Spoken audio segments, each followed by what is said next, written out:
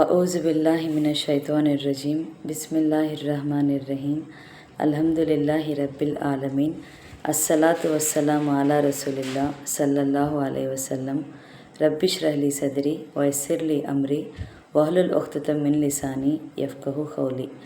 अस्सलामु अलैकुम रहमतुल्लाहि व बरकातुहू। सब चैनल को तुम्हें भी ये वीडियो देखने के पहले दरूद और सलाम पढ़ को ये वीडियो देखना शुरू करो।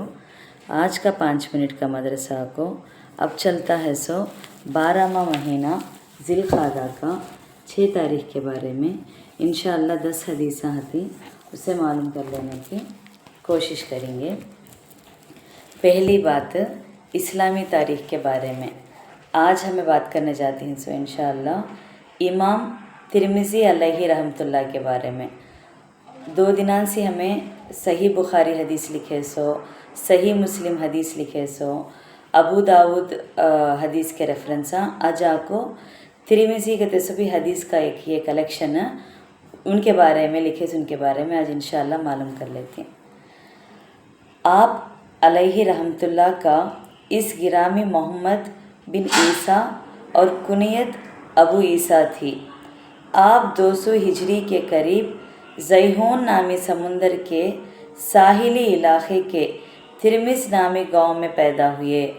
बचपन वहीं गुजरा और फिर इल्म नबवी हासिल करने की खातिर समंदर के उस पार खुरासन, इराक़ और हरमैन शरीफैन का सफ़र किया और वहाँ के उलमा से खूब इस्तिफ़ादा किया।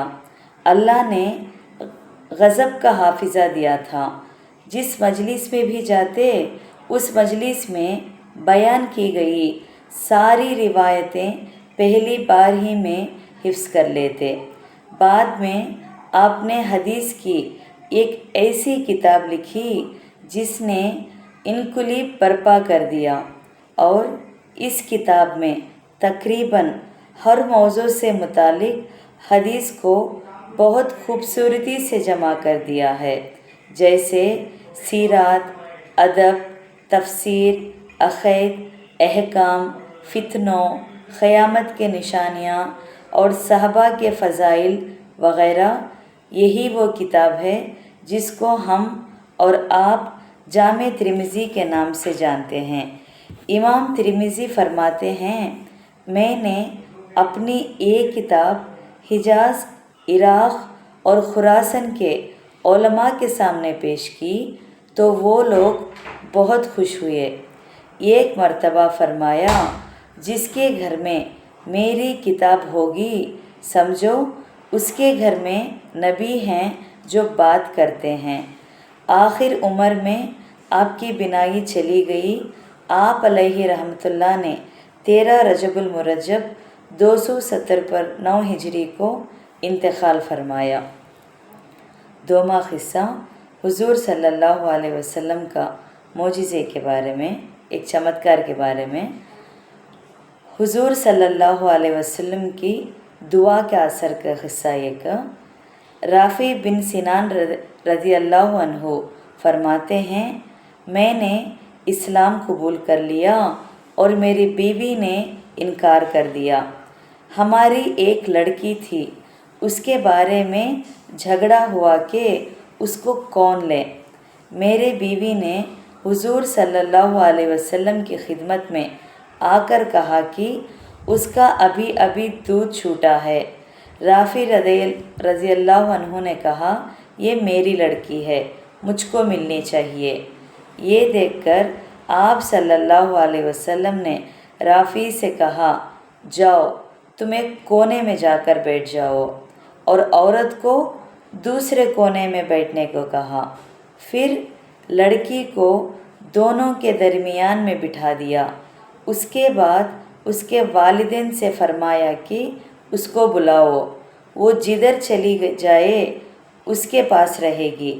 वो लड़की अपनी माँ की तरफ जाने लगी।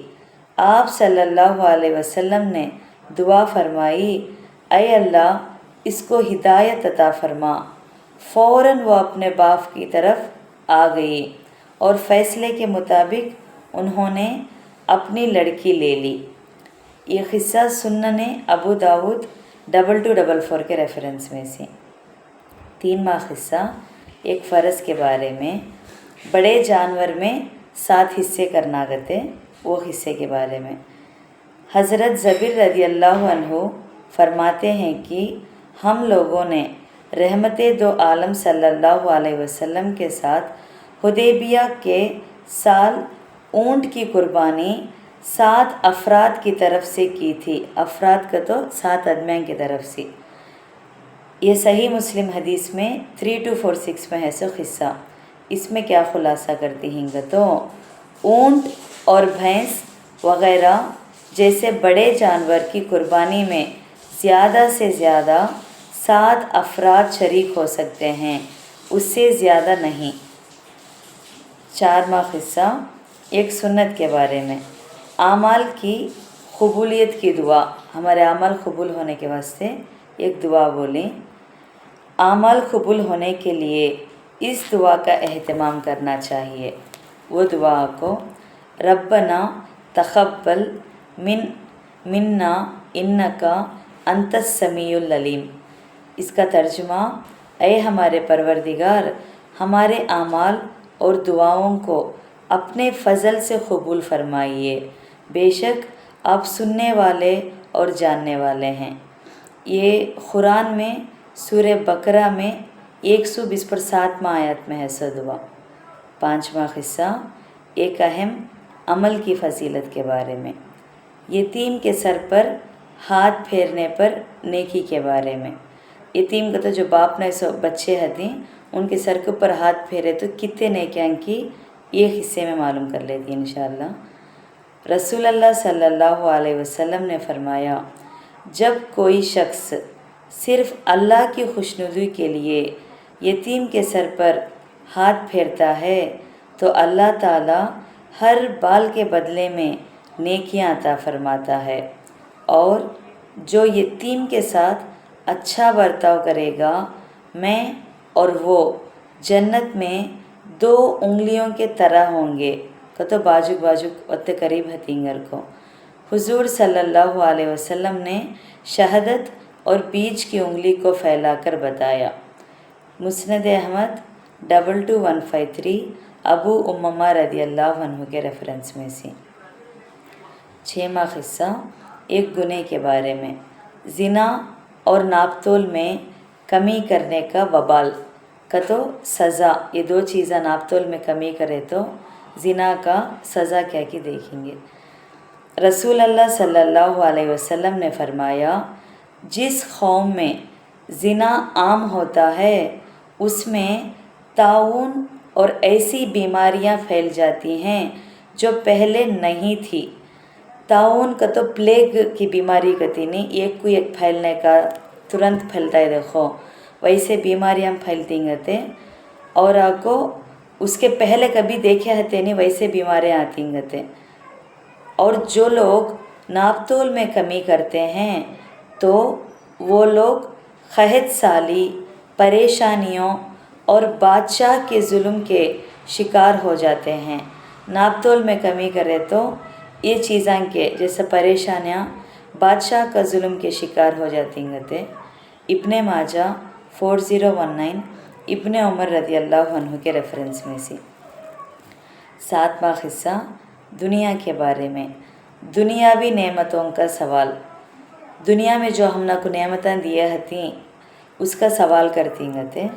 اللہ تعالیٰ قرآن میں فرماتے ہیں، یقیناً قیامت کے دن تم میں سے ہر ایک سے اللہ کی طرف سے دی ہوئی نعمتوں کے بارے میں پوچھا جائے گا، یعنی دنیا میں جو نعمتیں تمہیں دی گئی ہیں ان پر اللہ تعالیٰ کا شکر کیسے ادا کیا اور اس کی کس طرح فرما برداری کی۔ یہ سورہ تکثر میں 8واں آیات میں ہے سو حصہ۔ 8واں بات آخرت کے بارے میں، دوزخ کے 2 سانس کے بارے میں کہتے۔ رسول اللہ صلی اللہ علیہ وسلم نے ارشاد فرمایا، دوزخ نے اپنے پروردگار سے شکایت کی اور بولی، دوزخ ہچ کمپلینٹ کرتی ہے کہتے پروردگار سے، کیا کر کو اے اللہ میرے کچھ حصے نے کچھ کو کھا لیا ہے، تو اللہ تعالیٰ نے اس کے لیے 2 سانس بنائی تو دوزخ کی گرمی بھاپ اتنی تھی کہ دوزخ کا ایک حصہ اور ایک حصے کو کھا لیا ہے، تو ایسا کمپلینٹ کرے تو کیا بولتی گا اللہ تعالیٰ نے اس کے لیے 2 سانس بنائی، ایک سانس ٹھنڈی میں اور ایک سانس گرمی میں۔ اس کا ٹھنڈی میں سانس لینا وادی زمہریر سے ہے اور اس کا گرمی میں سانس لینا وادی سامون سے ہے۔ یہ ترمذی حدیث میں 2592 ابو ہریرہ رضی اللہ عنہ کے ریفرنس میں سے۔ 9واں قصہ طب نبوی سے علاج کے بارے میں۔ تھرکرانے سے شیطانی وسوسے کا علاج۔ حضور اقدس صلی اللہ علیہ وسلم نے فرمایا، لوگ ایک دوسرے سے سوال کرتے رہیں گے یہاں تک کہ کہا جائے گا یہ تمام مخلوق اللہ تعالیٰ نے پیدا کی ہے، تو اللہ تعالیٰ کو کس نے پیدا کیا؟ لہٰذا جب لوگ ایسا کہیں گے تو یہ دعا پڑھو۔ ایسا بولے تو ایک دعا پڑھنا، وہ سورہ اخلاص ہو، قل هو اللہ الاحد اللہ الصمد لم یلد ولم یولد ولم یکن لہ کفؤ احد، یہ کہہ کر پھر 3 بار بائیں جانب تھوک کر دے اور مردود شیطان سے اللہ تعالیٰ کی پناہ طلب کرے۔ تو شیطان گمراہ کرتا سو ویسا کرے ٹیمپو یہ پڑھ لینا۔ ابو داود 4722 ابو ہریرہ رضی اللہ عنہ کے ریفرنس میں سے۔ آخری 10واں قصہ نبی صلی اللہ علیہ وسلم کی نصیحت کے بارے میں۔ غصہ آئے تو وضو کر لو۔ رسول اللہ صلی اللہ علیہ وسلم نے فرمایا، غصہ شیطان کے اثر سے ہوتا ہے۔ شیطان کی پیدائش آگ سے ہوئی ہے اور آگ پانی سے بجھائی جاتی ہے، لہٰذا تم میں سے کسی کو غصہ آئے تو اس کو چاہیے کہ وضو کر لے۔ ابو داود 4784 عطیہ رضی اللہ عنہ کے ریفرنس میں سے۔ غصہ کتے سو شیطان کی طرف سے آتا، وضو کرنا غصہ ہے تو کئی بولتے ہیں گے، تو شیطان کو اللہ تعالیٰ بنے سو آگ سی ہنے سی، آگ کو ہمیں پانی سے بجھاتی ہنے سی، غصے کو بھی پانی سے یہ کرنا کہتے وضو کر لینا گھر کو۔ الحمدللہ آج کا 5 منٹ کا مدرسہ 6 ذی الحجہ کے بارے میں بات کر لیے۔ انشاءاللہ کل 7 ذی الحجہ کے بارے میں بات کریں گے۔ السلام علیکم رحمۃ اللہ وبرکاتہ۔